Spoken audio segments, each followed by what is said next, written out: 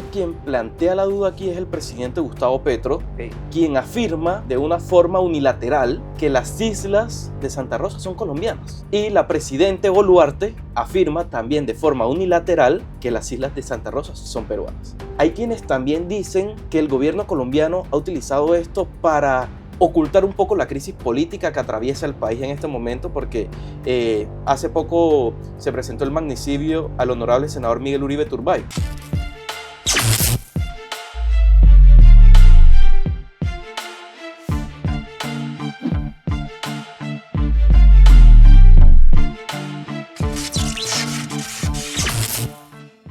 Hola a todos, soy Sebastián Blanco y esto es Gatos por Liebre.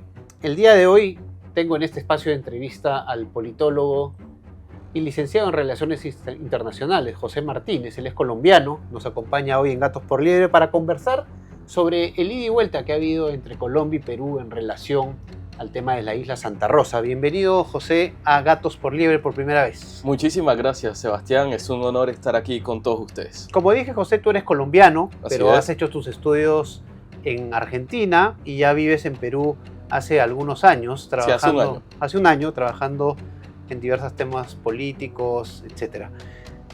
Quería preguntarte, de acuerdo a lo que tú has podido investigar, escuchar, averiguar, ¿cuál es el marco de tratado internacional que hay en relación a esta isla Santa Rosa entre Colombia y Perú?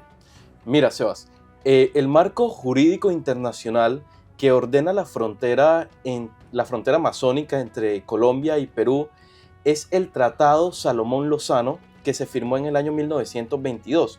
Este tratado, ¿qué dice? Dice que la frontera queda delimitada por el Tolhuec.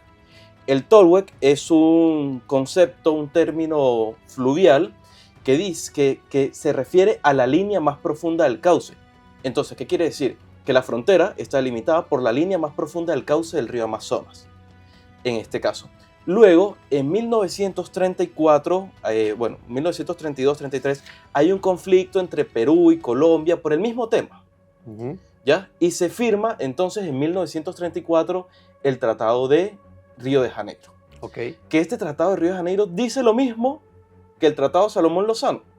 O sea, la línea que divide va sobre el agua, por decirlo de alguna manera. No, debajo del agua. Debajo del agua, pero digamos, claro. Está... se busca la línea más profunda del cauce del río. Del cauce del Perfecto, río. Ya.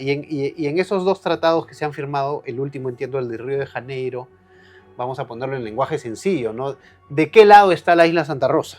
Del lado peruano. Ok, ya. Entonces, ya, continúa, por favor, con lo que nos venías contando. Se firma ese tratado de Río de Janeiro. Se firma ese tratado que dice lo mismo que el Tratado Salomón-Lozano, Ok. que la línea que divide la frontera es el Tolhuec. Ok, ¿Ya? Entonces, pero además, este tratado trae muchas cosas nuevas.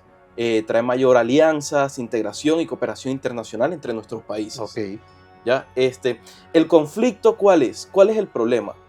Que las islas de Santa Rosa tienen 4 o 5 décadas de existir. Ok. Es decir, y se presenta la civilización ahí en 1970 u 80, mucho después de que se firman estos tratados. Ok. ¿Ya? Y esto se da debido a una emergencia geográfica por cambios en el cauce, cambios presentados en el cauce, y aparece esta isla que además se puede ir moviendo, porque el cauce se va moviendo.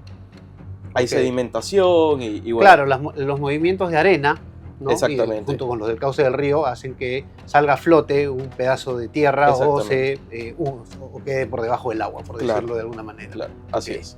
Ok, entonces, de acuerdo a esto que nos has dicho, ¿existe realmente alguna duda, digamos, de tu perspectiva, sobre la pertenencia de esta isla Santa Rosa al Perú o a Colombia?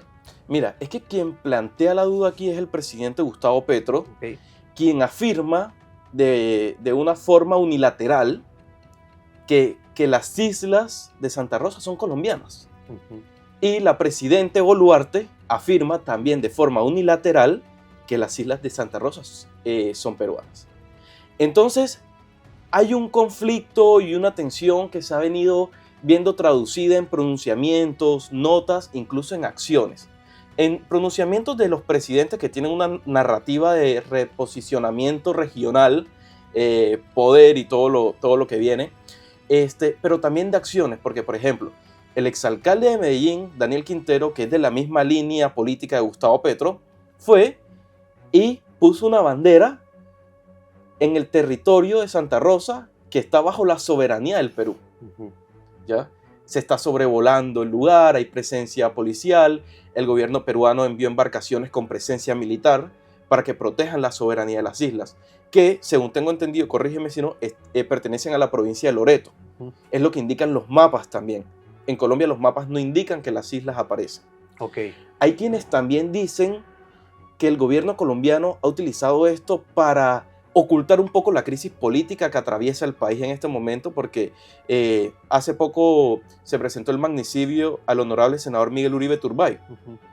Entonces, sí, claro, ha dado la vuelta al mundo, claro, esa noticia. Exacto, hay muchas teorías, muchos temas, pero para mí, o sea, si tú me preguntas yo qué opino, o sea, yo creo que se debe acudir a los medios bilaterales.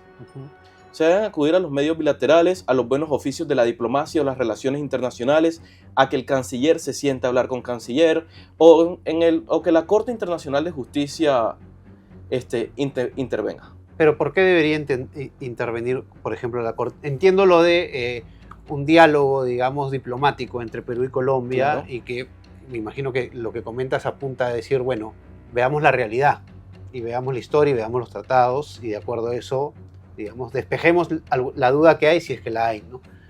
Pero un organismo internacional, ¿por qué debería intervenir en este momento? Porque un presidente está poniendo en cuestión la soberanía de un territorio. Ya, pero ¿con qué autoridad interviene un organismo así? O sea, el presidente tiene la autoridad de llamar al organismo a intervenir. Okay. Ya. Pero tendría que ser una decisión conjunta. Claro, es que él no puede decir que las islas son colombianas. Okay. ¿Ya? Okay. Eso es como cuando Nicaragua quería quitarnos a nosotros las islas de San Andrés. ¿Ya? Yo la ignoro, pero es una situación similar. Digamos. Es una situación bastante similar. ¿Ya? Actualmente quien tiene la soberanía y la administración de las islas es Perú. ¿Ya? Y hay tratados internacionales que sustentan que hay un tollway que divide la frontera que compartimos. De acuerdo. Entonces, el camino, que creo que es, digamos, evidente del sentido común, es llegar, digamos, bajar el tono y llegar a un diálogo donde se reconozca lo existente. Mira, hay que bajarle el tono, hay que bajarle la temperatura, hay que bajarle...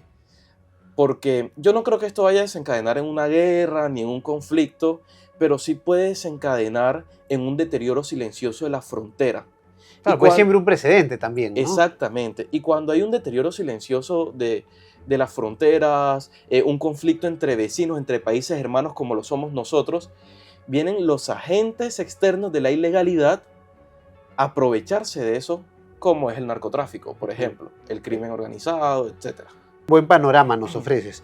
Ahora, quiero, dejando claro esta temática en relación a la isla de Santa Rosa, quiero aprovechar que estás acá y que evidentemente conoces mejor la realidad de tu país, Colombia, que yo.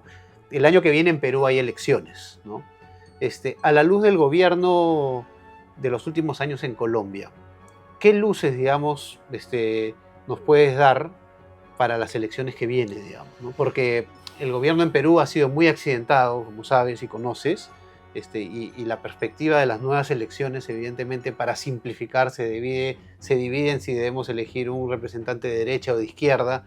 En ese sentido, la experiencia de Colombia, ¿de qué nos puede ayudar a los peruanos? Mira, yo creo que la experiencia reciente de Colombia, de este gobierno, que también, al igual que ustedes, tenemos elecciones el próximo año, deja una advertencia clara. Y es que cuando las fuerzas políticas que defienden la vida, la familia, la libertad y la propiedad privada se dividen o se ocupan en disputas menores, da pie a que se instauren gobiernos con agendas contrarias a las nuestras. ¿Ya? Entonces, el electorado peruano tiene que fijarse, tiene que identificar cuáles son esos candidatos, esos partidos con firmeza, con valores inflexibles, que son capaces de defender esos principios en el Congreso, en el Poder Ejecutivo, en las instituciones, ¿ya? Que defienda una educación con valores, que defienda una seguridad ciudadana, que defienda una unidad, la soberanía, porque Max Weber, el sociólogo Max Weber, decía que en la política no solo se necesitan tener buenas intenciones, sino que se necesita tener la ética de la responsabilidad. Es decir, pensar las consecuencias de cada una de tus acciones. ¿Ya? Entonces, el peruano tiene que identificar y seguir sosteniéndose en lo que es. Porque en este año que vengo trabajando acá, y debido a mi experiencia internacional y el estudio, lo que me dedico, me he dado cuenta que el Perú es el bastión del sentido común en la región. O sea, el Perú es una esperanza para recuperar el sentido común en todas nuestras naciones. Es el bastión de la batalla cultural, de la vida, de la familia, ¿ya? Y eso tiene que seguir preservándose. Mira, y a partir de eso que dices que lo relacionas el Perú en relación, valga la redundancia, con la región, ¿cómo ves tú el panorama político en base a tu experiencia como politólogo, como licenciado en Relaciones Internacionales, en el resto de la región? Hay algo clave acá, y es que este y el próximo año hay elecciones en la mayoría de los países, ¿no?, de la región. ¿Ya? Entonces esto va a significar en qué va a estar el rumbo de nuestra región económica, política y socialmente. O sea, tenemos ejemplos claros, como en el norte tenemos a Donald Trump en Estados Unidos, quien ha venido interviniendo con normas a favor de la familia, la vida, la libertad. Tenemos en el centro a Nayib Bukele, que ha posicionado a El Salvador como un referente de seguridad internacional y ha recuperado el orden del país. Tenemos al sur a Javier Milei, que ha enfrentado el estatismo y está promoviendo la libertad económica. Pero también está la otra cara de la moneda. Y este año vienen elecciones en Chile, ¿no? Exactamente. Y también tenemos la otra cara de la moneda, que son países como Venezuela, en donde la crisis política cada día se profundiza, se restringe la libertad, se erosiona más la institucionalidad. En Brasil cada vez hay más persecución política a líderes, empresarios, periodistas, activistas. Después, por ejemplo, en Uruguay, hace 2 días vi que la Cámara de Diputados, sabemos que Uruguay es la madre del progresismo en la región, y vi que hace 2 días en la Cámara de Diputados se aprobó la eutanasia, con mayoría, sí, con una muy buena mayoría. Sí. Ya quieren imponer una cultura donde la norma sea la muerte. Entonces, todos estos paradigmas nos indican que nosotros tenemos que articularnos mejor, tenemos que trabajar juntos, tenemos que dar la batalla cultural, porque es que el destino de nuestras naciones no se define el día de la elección. El destino de nuestras naciones se define con nuestro trabajo diario, con nuestras batallas, con nuestras convicciones. Desde la mesa de la cocina, claro, hasta el trabajo cual.